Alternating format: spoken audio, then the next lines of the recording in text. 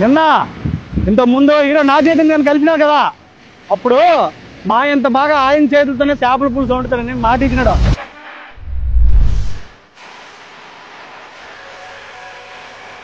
ఆ మాట ఎంతవరకు కరెక్ట్ అవుతాం చూడడానికి నేను వెళ్ళాం.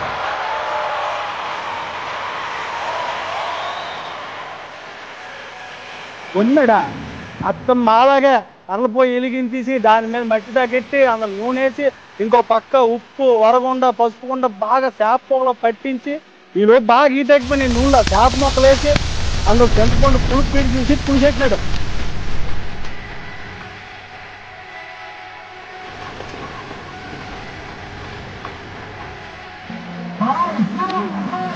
బాగుందనుకుంటా. నచ్చిందా? కొంతసేపుడికి మూకుడు తీసి సలసలసలు మరుగుతున్న పులుసులో కొత్తిమీర వేస్తుంటే అప్ప ఆ వాసనకే నోరు ఊరిపోయిందంటే చాలా బాగుంది. పక్కన బాగోపోతే ఏం అనుకోమాకండి. ఫస్ట్ టైం మాలాగా మారడానికి ఆ మనిషి ఎంత కష్టపడుతుండో దానికి 100 ఫలితం రావాలని రోజు ఆ దుర్గాభవాని తల్లిని మొక్కుతాను.